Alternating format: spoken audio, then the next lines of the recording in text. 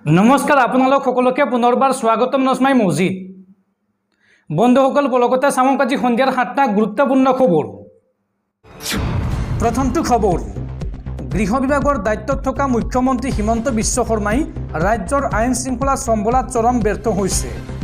হিন্দু মুছলমানৰ ৰাজনীতি কৰি জনতাৰ নিৰাপত্তাৰ কথা পাহৰি গৈছে হিমন্ত বিশ্ব শৰ্মাই।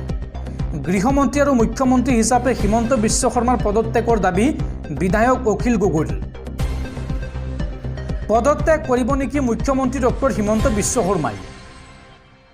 হিমন্ত বিশ্ব শৰ্মাৰ পদত্যাগৰ দাবীৰে এইবাৰ গৰজি উঠিল বিধায়ক অখিল গগৈ।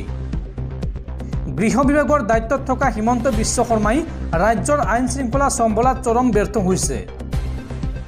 হিন্দু মুছলমানৰ ৰাজনীতি কৰি কৰি জনতাৰ নিৰাপত্তাৰ কথা পাহৰি গৈছে হিমন্ত বিশ্ব শৰ্মাই। উল্লেখযোগ্য যে স্বাধীনতা দিৱসৰ দিনটোত ৰাজ্যৰ বিভিন্ন স্থানত 25টা বোমা সংস্থাপন কৰি আলফা স্বাধীনে প্ৰমাণ কৰি দিলে অসমত এতিয়া চৰকাৰ বুলি একো নাই। এই মন্তব্য অখিল গগৈৰ। অখিল গগৈয়ে লগতে কয় যে অস্তিত্বহীন হৈ পৰিছে অসম চৰকাৰ, হিমন্ত চৰকাৰ। কেৱল হিন্দু মুছলমানৰ ৰাজনীতি কৰিবলৈহে আছে অসম চৰকাৰ। গৃহমন্ত্ৰী আৰু মুখ্যমন্ত্ৰী হিচাপে পদত্যাগ কৰক হিমন্ত বিশ্ব শৰ্মাই। সংবাদমেল সম্বোধন কৰি এইদৰে গৰজি উঠিল বিধায়ক অখিল গগৈ। পৰৱৰ্তী খবৰ, দেশবাসীলৈ জৰুৰী খবৰ। আগন্তুক 24 ঘণ্টাৰ বাবে বন্ধ থাকিব দেশৰ সকলো চিকিৎসালয়। চিকিৎসকসকলৰ সৰ্ববৃহৎ সংগঠন ইণ্ডিয়ান মেডিকেল এছ'চিয়েশ্যনৰ এই ঘোষণা। কলিকতাৰ আৰজিকৰ হাস্পাতালত সংঘটিত ঘটনাৰ প্ৰতিবাদত এই সিদ্ধান্ত গ্ৰহণ কৰিছে ইণ্ডিয়ান মেডিকেল এছ'চিয়েশ্যনে। আগন্তুক 24 ঘণ্টাৰ বাবে বন্ধ থাকিব দেশৰ সকলো চিকিৎসালয়। লগতে বন্ধ থাকিব পূৰ্বে নিৰ্ধাৰিত অস্ত্ৰোপচাৰ সেৱা। কৰ্মবিৰতিৰ সিদ্ধান্ত আয়ামেৰ চিকিৎসকসকলৰ। শনিবাৰে পুৱা 6 বজাৰ পৰা দেওবাৰে পুৱা 6 বজালৈকে দেশজুৰি কৰ্মবিৰতি চিকিৎসকসকলৰ। চিকিৎসকসকলৰ সৰ্ববৃহৎ সংগঠন ইণ্ডিয়ান মেডিকেল এছ'চিয়েশ্যনৰ এই ঘোষণা। কলিকতাৰ আৰজিকৰ হাস্পাতালত আক্ৰমণৰ ঘটনাৰ প্ৰতিবাদত এই সিদ্ধান্ত ইণ্ডিয়ান মেডিকেল এছ'চিয়েশ্যনৰ। চিকিৎসকক অপকৰ্ম আৰু হত্যাৰ ঘটনাৰ সুবিচাৰৰ দাবী চিকিৎসকসকলৰ। আৰু দেশজুৰি চিকিৎসকসকলে বৰ্তমানো অব্যাহত ৰাখিছে প্ৰতিবাদ। পৰৱৰ্তী খবৰ, ৰাজ্যৰ হাজাৰ হাজাৰ নিবনুৱাৰ বাবে ডাঙৰ খবৰ। ৰাজ্যত আৰম্ভ হ'ল মুখ্যমন্ত্ৰী আত্মনিৰ্ভৰ অসম আঁচনিৰ জিলাভিত্তিক সাক্ষাৎকাৰ। আজিৰে পৰা জিলাই জিলাই আৰম্ভ হৈছে বিশেষ ইণ্টাৰভিউ। আৰু এই আঁচনিৰ জৰিয়তে ৰাজ্যৰ মুঠ 1 লাখ যুৱক যুৱতীয়ে লাভ কৰিব চৰকাৰৰ 2 লাখকৈ টকা। ৰাজ্যৰ হাজাৰ হাজাৰ নিবনুৱাৰ বাবে ডাঙৰ খবৰ। ৰাজ্যত আৰম্ভ হ'ল মুখ্যমন্ত্ৰী আত্মনিৰ্ভৰ অসম আঁচনিৰ জিলাভিত্তিক সাক্ষাৎকাৰ। আজিৰে পৰা ৰাজ্যৰ জিলাই জিলাই আৰম্ভ হৈছে বিশেষ ইণ্টাৰভিউ। আৰু ইতিমধ্যে সমাপ্ত হৈছে এই আঁচনিৰ প্ৰথম পৰ্যায়ৰ ইণ্টাৰভিউ। আজিৰে পৰা 5 ছেপ্টেম্বৰলৈকে চলিব জিলা ভিত্তিক ইণ্টাৰভিউ। চৰকাৰৰ পৰা 2 লাখ টকাকৈ লাভ কৰিব মুঠ 1 লাখ নিবনুৱা যুৱক যুৱতীয়ে। আৰু ইয়াৰে 1 লাখ টকা ঘূৰাই দিব লাগিব চৰকাৰক। জিলা ভিত্তিক ইণ্টাৰভিউৰ পাছতে 30 ছেপ্টেম্বৰত একাউণ্টত দিব টকা। আৰু প্ৰথম বৰ্ষত ৰাজ্যৰ 30,000 যুৱক যুৱতীয়ে লাভ কৰিব 2 লাখকৈ টকা। পৰৱৰ্তী পৰ্যায়ত বাকী 70,000 যুৱক যুৱতীক ধন দিব চৰকাৰে। দৰ্শকসকল আৰু বহুতো গুৰুত্বপূৰ্ণ খবৰ আছে। তাৰ আগতে আপোনাক জনাওঁ যে যদি আপুনি এতিয়ালৈকে এইটো ভিডিঅ'ত লাইক কৰা নাই তেন্তে এতিয়াই ভিডিঅ'টোত লাইক কৰি দিয়ক। আৰু এনেকুৱা ধৰণৰ ভিডিঅ'সমূহ নিতৌ চাবলৈ চেনেলটো ছাবস্ক্ৰাইব কৰি কাষত থকা বেল আইকনটো প্ৰেছ কৰি ৰাখক। পৰৱৰ্তী খবৰ, স্বাধীনতা দিৱসৰ দিনটোত ৰাজ্যজুৰি নিষিদ্ধ ঘোষিত উগ্ৰপন্থী সংগঠন আলফা স্বাধীনে বোমা সংস্থাপনৰ পিছতে তৎপৰ হৈ পৰিছে অসম আৰক্ষী।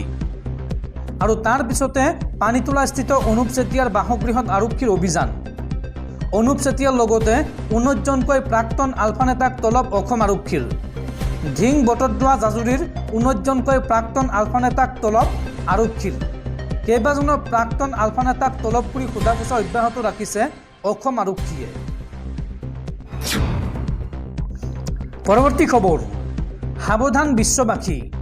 মাংকি পক্সক লৈ পুনৰ বিশ্বজুৰি জৰুৰীকালীন অৱস্থা ঘোষণা বিশ্ব স্বাস্থ্য সংস্থাৰ। বিশ্বত পুনৰ সৃষ্টি হৈছে মাংকি পক্সৰ আতংক। শুকুৰবাৰে ছুইডেনত ধৰা পৰিছে মাংকি পক্সত আক্ৰান্ত প্ৰথমজন ৰোগী। আফ্ৰিকাৰ বাহিৰত প্ৰথমবাৰৰ বাবে ধৰা পৰিছে মাংকি পক্সৰ ৰোগী। জানিব পৰা মতে ব্যক্তিজন আফ্ৰিকা ভ্ৰমণৰ সময়তে মাংকি পক্সত আক্ৰান্ত হয় আৰু এই ঘটনাৰ পাছতেই জনস্বাস্থ্যৰ বাবে বিশ্বজুৰি জৰুৰীকালীন অৱস্থা ঘোষণা কৰিছে বিশ্ব স্বাস্থ্য সংস্থাই।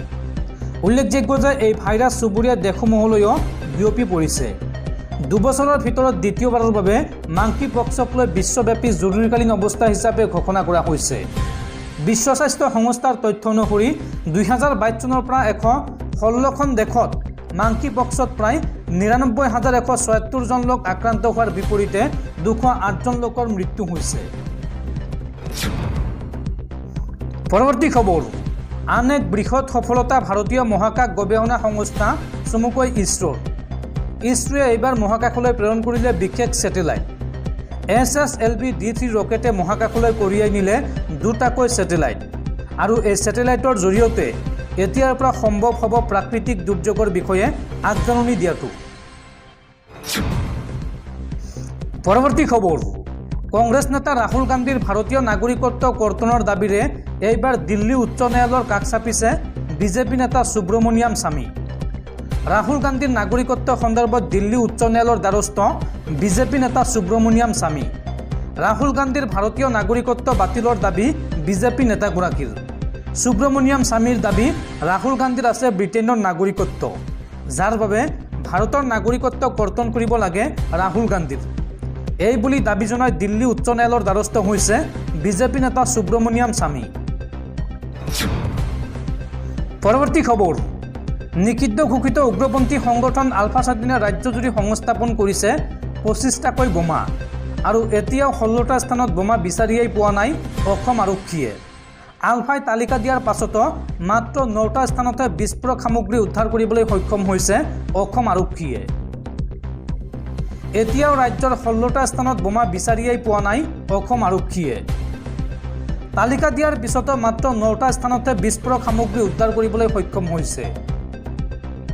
25টা স্থানত বোমা ৰখা বুলি তালিকা প্ৰকাশ কৰিছিল উগ্ৰপন্থী সংগঠন আলফা স্বাধীনে। আৰু আলফা স্বাধীনৰ তালিকাৰ পিছতেই হাহাকাৰ লাগিছিল অসম আৰক্ষীত আৰু তাৰ পিছতে বোমা বিচাৰি ৰাজ্যজুৰি চলিছিল অভিযান। আৰু অভিযানৰ অন্তত মাত্ৰ 9টা স্থানতহে বোমা সদৃশ সামগ্ৰী উদ্ধাৰ কৰিবলৈ সক্ষম হৈছে আৰক্ষীয়ে। আৰু 16টা স্থানত বোমা বিচাৰি অভিযান চলাইয়ে আছে আৰক্ষীৰ দলে, কিন্তু এতিয়াও একো বিচাৰি পোৱা নাই আৰক্ষীয়ে।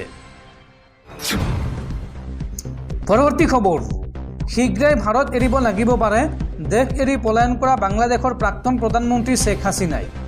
শ্বেখ হাছিনাৰ বিৰুদ্ধে হত্যাৰ গোচৰ ৰুজু হোৱাৰ পাছতেই এই মন্তব্য বৈদেশিক মন্ত্ৰী মহম্মদ তৌহিদ হুছেইনৰ। আৰু ভাৰতত শ্বেখ হাছিনাক আশ্ৰয় দিয়াৰ বাবেও আপত্তি আছে তৌহিদ হুছেইনৰ।